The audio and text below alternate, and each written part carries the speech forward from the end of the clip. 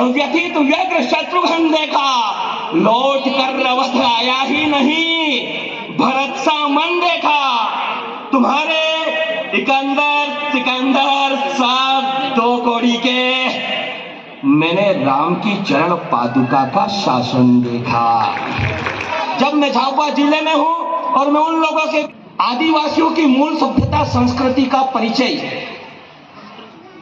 हम जब यहाँ पर बैठे थे और हमारे भगत समाज के लोग यहाँ बैठ करके जो संत जन भगवान की आराधना कर रहे थे, प्रकृति की स्तुति कर रहे थे, तो उन्होंने सर्वप्रथम कहा, हमारे गजानन गणेश का परिचय पूछते हुए ये कहा कि तुम्हारी माँ कौन है, तुम्हारे पिता कौन है? और उत्तर मिलता है कि हमारी माँ पार्वती है और हमारे पिता महादेव है। हम जब भगवान बिरसा मुंडा की बात करते हैं, पिछले 2 दिन पहले हमने जनजाति गौरव दिवस मनाया। सदियों से ये आदिवासी समाज, जनजाति समाज संस्कृति की रक्षा करता रहा, लेकिन कुछ लोगों ने इस समाज को महत्व नहीं दिया, अपनी महत्वाकांक्षाओं की भेंट चढ़ा दिया। लेकिन ये देश है, इस देश की जनता जब सही फैसले लेती है तो फिर पुनः धर्म की संस्थापना होती है और महत्व मिला।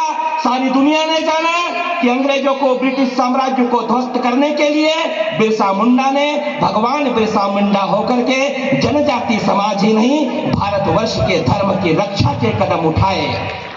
हम सबके बीच में हमारे श्रद्धेय राजा राम जी बैठे हैं, जिन्हें पिछले दिनों क्रांति सूर्य जननायक कंटिया मामा सम्मान से पुरस्कृत किया गया। हम जब राम की बात करते हैं, जब हम सबरी की बात करते हैं, उन्होंने भी अपने वक्तव्य में जिस तरह की बात कही है, उन्होंने भी बताया हम सबको कि मर्यादा पुरुषोत्तम राघवेंद्र के जन्म से पहले ही भारतवर्ष में मां सबरी रहा करती थी। मैं एक बात और कहना चाहता हूं कि मां सबरी अपनी सहेलियों के साथ में एक दिन घूमने के लिए जाती है। मां सबरी की सहेलियां, उस बच्ची सबरी उस समय 13 वर्ष की हुआ करती है। सबरी ने देखा कि असंख्य पशु वहां पर आए गए हैं। सबरी ने अपनी सहेलियों से पूछ लिया कि ये पशु यहाँ पर क्यों आए हैं। तब उनकी सहेलियों ने कहा कि क्या तुझे नहीं पता है कि कल तेरा विवाह होने वाला है और तेरे विवाह के अवसर पर इन पशुओं की बलि दी जाएगी और इन पशुओं का भक्षण किया जाएगा। सबरी द्रवित हो गई, वो व्यथित हो गई। सबरी का धर्मों से पुकारने लगा, सबरी का सनातन जागृत हो गया। सबरी ने मन ही मन में अपने प्रकृति को, अपने देव को, अपने आदि पुरुष को, अपने महादेव को प्रणाम किया और उस स्थल से भाग करके मतंग ऋषि के आश्रम में चली गई। वो मतंग ऋषि के आश्रम में छुप कर रहती थी। 3 दिन तक वो आश्रम को बुहारती रही। ऋषि देखते रहे कि आश्रम की साफ सफाई हो जाती है। उन्होंने अपने शिष्यों को बुला करके पूछा कि आश्रम की सफाई कौन करता है। ऋषियों ने, तो उनके शिष्यों ने कहा कि हम तो कोई सफाई नहीं करते हैं। तब मतंग ऋषि ढूंढते ढूंढते झाड़ियों के बीच में जाते हैं तो देखते हैं कि 13 वर्ष की एक कन्या झाड़ियों के बीच में बैठी हुई है। सबरी को वे अपने पास बुलाते हैं। सबरी डरती हुई इनके पास जाती है। सबरी से वे कहते हैं कि बेटी, इस आश्रम की सफाई क्या तू करती है? सबरी कहती है कि हाँ गुरुदेव, मैं इस आश्रम की सफाई करती हूँ। उन्होंने कहा कि तू यहाँ पर कब से आई है? उसने कहा कि मुझे कुछ दिन हो चुके हैं। उसने अपनी व्यथा बताई। उस गुरु ने कहा कि आओ मेरे पास आओ बेटी। तो उसने कहा कि मैं भील जाति की हूँ, आप ऋषि हैं, क्या आप मुझे अपनाएंगे? मतंग ऋषि ने उसे गले लगा लिया, उसके माथे पर हाथ रखा और कहा कि तू भील जाति की नहीं, तू मतंग ऋषि की बेटी है। तू आज से संत समाज में आकर इस संत समाज का गौरव बढ़ाओ। अब ऋषि मतंग अपने आश्रम से जाने के लिए उद्धत होते हैं। एक दिन ऐसा समय आता है जब मतंग ऋषि अपने आश्रम को छोड़ करके जाने वाले होते हैं। सारे शिष्यगण उनके पीछे पीछे चल देते हैं। सबरी उनके पीछे जाने लगती है। तब उनके गुरु कहते हैं कि सबरी तू कहाँ आ रही है? तू तो इसी आश्रम में रुक। सबरी ने कहा कि मैं इस आश्रम में अकेली रहकर क्या करूंगी? तब मतंग ऋषि ने कहा कि एक दिन मर्यादा पुरुषोत्तम राम यहाँ पर आएंगे। सबरी ने कहा कि प्रभु मेरे राम कब आएंगे? मतंग ऋषि के कुछ लोग छोटी छोटी चीजों में कहते ना कि हमें ये चीज मिलना थी लेकिन नहीं मिली। उनके लिए मां सबरी का ये प्रसंग बड़ा अनुकरणीय है। सबरी से उन्हें पूछा राम कब आएंगे? तब मतंग ऋषि ने कहा कि कि अभी तो दशरथ बच्चा है, दशरथ जब बड़े होंगे, दशरथ के घर में बहुत समय तक पुत्र नहीं होंगे, तब पुत्र कामेष्टि यज्ञ होगा, उसके पश्चात राम का जन्म होगा और राम की पत्नी सीता का रावण जब हरण कर लेगा तब अपनी पत्नी सीता को ढूंढते हुए राम तेरे द्वार तक आएंगे। मां सबरी उसी दिन से आश्रम को बुहारने लगती है, वो रोज ही आश्रम को बुहारती है, लिपती है कि कब मेरे राम मेरे दर पर आएंगे।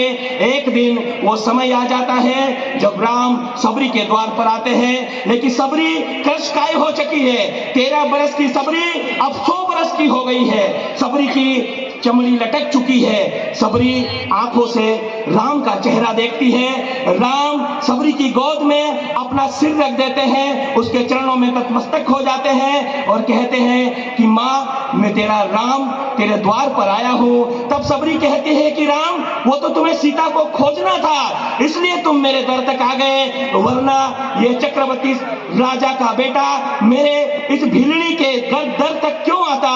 तब राम ने कहा कि मां, सीता को यदि खोजना है तो वो तो हनुमत खोज लेते, और यदि रावण को मारना है तो मेरा एक छोटा भाई लक्ष्मण अपने पैरों से बाण चलाकर भी रावण का वध कर सकता है। मैं तेरा राम मां सबरी तुझसे मिलने के लिए तेरे दर तक आया हूं। मां सबरी की यह कथा हमें प्रेरणा देती है कि हम किस तरह से हमारे लक्ष्य की आपूर्ति के लिए सतत प्रयत्नशील रहे। और आज जिस तरह से सामाजिक समरसता का कुछ लोग उदाहरण देते हैं, हमने फाइयान को पढ़ा है, हमने इत्सिंग को पढ़ा है, हमने मेगास्थनीज को पढ़ा है, और किसी भी पुस्तक में मेगास्थनीज ने इंडिका लिखी, उसने जातियों का उल्लेख नहीं किया। इत्सिंग ने जो 300 ग्रंथ भारत से चुरा करके चीन लेकर गया, उस इत्सिंग ने जब अपनी किताब लिखी उसने कहीं पर भी भारत में जातियों का वर्णन नहीं किया। फाहियान, जिसे यात्रियों का सम्राट कहा जाता है, उस फाहियान ने अपने किसी भी ग्रंथ में जातियों का उल्लेख नहीं किया।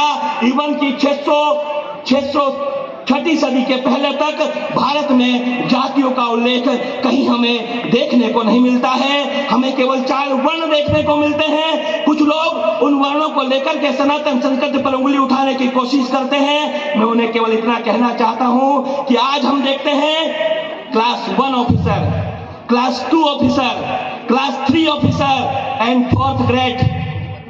जो 4th ग्रेड का व्यक्ति है, आज वो क्या काम करता है? वो चपरासी का काम करता है। तो क्या चपरासी का काम करने के लिए केवल शूद्र लोग या जिनको दलित कहते हैं वही लोग अप्लाई करते हैं? नहीं। जो ब्राह्मण कुल में जन्म लिया है, जिसने क्षत्रिय कुल में जन्म लिया है, जिसने वैश्य कुल में जन्म लिया है, वे सारे लोग 4th क्लास के लिए अप्लाई करते हैं। और यदि उन्हें वो नौकरी मिल जाती है तो फिर वो 4th क्लास की नौकरी किया करते हैं। बस यही सिस्टम हमारी सनातन संस्कृति में था। वहां पर कोई जाति प्रथा नहीं थी।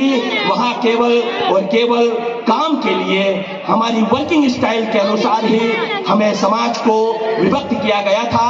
तो आइए मित्रों, हम राम के उस जीवन को लेकर के, सनातन की उस संस्कृति को लेकर के यदि बात करना चाहें तो आज मैं यहाँ बहुत निकट हूँ। मानगढ़ हमारे बहुत निकट है, जहां पर गोविंद गुरु ने अपने असंख्य शिष्यों के साथ में अपने प्राणों का बलिदान दिया और अंग्रेजों के साथ भयानक उनकी मुठभेड़ हुई। मैं वहां से बहुत निकट हूँ, जहां पर रास्तापाल में जो डूंगरपुर जिले में है, वहां की एक काली देवी छोटी सी लड़की अपने प्राणों का उत्सर्ग कर देती है। आज जब समाज की बात हो रही है, संस्कृति की बात हो रही है, तो आइए मैं एक छोटी सी कविता आपके बीच प्रस्तुत करना चाहता हूं। मैंने आदि कवि की रचना में अटूट विश्वास देखा, मैंने आदि कवि की रचना में अटूट विश्वास देखा। कालिदास के रघुवंशम में वर्णों का विन्यास देखा।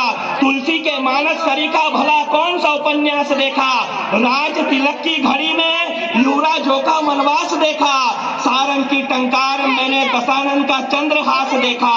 लक्ष्मण की क्षुधा का मुझे कुछ पता नहीं, मैंने 14 बरस उर्मिला का उपवास देखा।